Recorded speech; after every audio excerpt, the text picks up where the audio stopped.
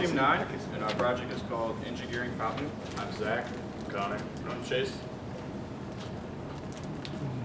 So this is just a quick outline of our project and the report. We're going to start with the background and then move into some more detail. So to start, we wanted to make a toy that was Purdue themed but also interactive. We wanted to kind of inspire younger kids to learn more about STEM in Purdue University specifically. And with that, we hoped that they would be interested in moving forward into the STEM fields in specifically Purdue University. Our inspiration came from this toy. And there's a quick video. But what it does is it takes this screw mechanism and it brings a marble from the bottom up to the top, and then it rolls down the slides. And with that, our inspiration came from the engineering fountain in this toy. And we wanted to kind of bring this concept into the engineering fountain and have the marble slide down the sides of the engineering fountain. And we kind of hope that that would mimic water in the fountain. And with that, that's where we came from our inspiration for a toy into our concept generation. For our concept generation, we just brainstormed different ideas of how we were going to make this work and also give it a Purdue theme. One of the first things we came up with was to have the entire thing rotate via a gear system and have a cam lobe on top of the gears to cause the linear motion of all the followers. As you can see from my really poorly drawn sketches, that's just kind of what I came up with for some brainstorming, and we just spitballed a couple of other ideas before moving forward with some other ideas. Continuing forward with some concepts, we knew we wanted to use a marble slide mechanism, and to do that we needed to get the balls to the top and then have them fall down the slides. As shown earlier, we used some sort of screw mechanism. The idea is you spin the screw, the balls go into the grooves and travel up, and it will slide back down. In practice, you'll see that's trickier to make happen, but it's been proven to work. So for our prototyping, the main pieces that we used that we got printed by EnvisionTech were the side fountain pieces and the screw mechanism and the cam in the middle. Due to the volume limitations that we had, we would have liked to have had all of our parts printed, but couldn't really. We had to make a really small prototype to get everything on those printers. So these are just the parts that we got. Those are printed using SLA process, ABS material. So those were the 4 from those printers. And then we made a Planetary gear set on the top, and we actually had those laser cut out of acrylic, as well as the base that holds the fountain together. So those worked out pretty well. We wanted them to be as precise as possible, but we didn't. There was kind of some error in tolerancing the laser cutter, and our teeth were a little smaller kind of cutoffs in the involute profile that we wanted. So it still worked fine, but it gives it kind of a cool look as opposed to using other 3D printing methods to make this. And then for the followers, you can see on the cam, as I said earlier, we didn't have enough volume to print those using SLA, so we bought a roll of MakerBot filament and we printed these downstairs on the MakerBot printers. And these are the followers that move up and down as we spin the gear set. The cam just pushes them up and down, and on the ends of them, we were originally going to try to make them somehow look like water, but we figured that'd be way too hard to do. So we kind of just put some rockets and Purdue peas on the end just to add to that Purdue theme. Just in terms of how the overall mechanism works, starting from the top, the Planetary gear system drives the entire system. As you can see in this video, you spin the ring gear actually, and the carrier for the planets is fixed, holding those in place, allowing the sun gear to drive the entire screw mechanism and cam all the way down to the bottom. Then for the screw mechanism, as I said earlier, the sun drives that screw, which also is attached to the cam, so they all work as one system. And so it's a sleeve around the screw in the middle that has a slot inside of it. So as the balls roll down out of those chutes on the side of the fountain, they roll into that sleeve and they're kind of trapped in the slot. And that, as you can see, as the screw turns, they kind of move up that screw mechanism and then they kind of dump out and just repeat that cycle over again.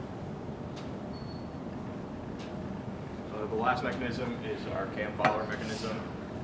And as I said, as you turn the Planetary gear set, the cam on the bottom rotates, and with its cam profile, it moves the followers up and down. And like I said earlier, we hoped that this would mimic water, but we found that to be a little difficult, so we went with the rockets and the Purdue P's, just to kind of give it more of a Purdue feel. But it's also the up and down motion we hoped would mimic the water flowing out of the fountain, even though it's with the Purdue P's and the rockets. It just works. There's a pretty low cam profile, as it just rotates. The followers rest on the cam profile and they move up and down. For our final design, we have both the CAD model as well as the physical prototype. You can see how it's designed to work. And that, and then here it's proven to be a little bit harder. There's 3 or 4 marbles in there right now. Spinning it is a little bit harder than we wanted it to be. I think it's just due to the quality of the MakerBot 3D printed parts as well as friction, and a couple parts should have been redesigned later on. But going forward, we could think about that for future designs. The cam follower mechanism actually does work. However, like Zach mentioned, we'd like that to be a little bit larger range of motion. And in terms of getting the actual marbles to the top, in trial and practice, the best we could do is we got one to go all the way to the top and fall down. We found that at the top of the sleeve, the balls would get stuck, and then once they get jammed in there, the entire thing seizes up and it's hard to move.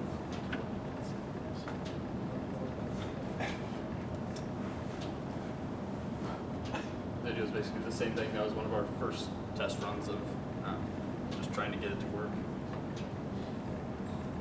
And moving forward with possible future designs, we'd like to redesign the screw or lift mechanism. We might change that mechanism completely. However, we do know that that screw mechanism can work. We've seen other prototypes, such as that one we were inspired by earlier. So I think we refined that design a little bit. We could get that to actually bring up the marbles more successfully. We'd also like the entire prototype to be a larger size. We initially had it designed larger, but due to printing constraints, we had to size everything down a little bit. The material choices we would probably change to get a little more precise. Mostly the 3D printed parts that we printed ourselves, not the SLA ones. Those ones we found to be very precise and meet pretty much all the requirements we wanted. The one thing we kind of forgot about was the assembly process. We had to use a lot of hot glue to hold it together, so we probably want to find some better fasteners for that. And lastly, like I talked about earlier, was the cam range of motion we would like to increase to give it a better range of motion. Any questions? With the cam follower motion, did you have any friction issues or did it glide relatively easy? That was definitely actually one of the bigger issues when we initially put it together. We had the sleeves that hold the followers in path. We had them a little higher up in the design, and because of we used a pretty low infill on those holes for the followers. They actually bowed a lot more than we intended due to the high friction between those two surfaces. So I think if we were actually redesigning those, we'd probably put a better roller joint on the end of the poles. But due to time constraints, we were able to do that. So that's definitely a huge issue, yeah. No, go ahead. That's okay. Where the bearings or whatever you put in, where they're supposed to come out, where it doesn't change. Oh, okay. So it's pretty hard to see, but down on the bottom, there's a hole at the bottom of this center sleeve. There's a hole down there where the marbles will go in, and then the screw mechanism in the middle as you spin it. There actually might be a marble in there right now, I'm not sure. The marbles will go up this center sleeve because the screw will bring it up to the top. And then there's another hole at the top that they'll come out of, and then there's a funnel that tapers down to each of the 4 of these that they can roll down the slots and go back to the bottom. Yeah. That's the idea, at least. What was the problem with this? What was the specific problem? I think the biggest iteration was tolerancing on this sleeve part was a little too tight initially. We ended up reprinting it. That's actually the second one we printed. So it was iteration number 2. But at the very top of it, we needed to make the exit hole sloped so that it would force balls out rather than letting them just go linearly upwards. Because as they got up linearly upwards, they'd get stuck in the very top and go past the hole rather than come out of it. Sometimes they'd come out, but you'd have to almost like tilt the entire toy to do it. So they get stuck up there, and then once they get too high up, they can't go any further up. So they hit the top, and then the whole thing seizes. So then you have to spin it all the way back down just to get the marble out.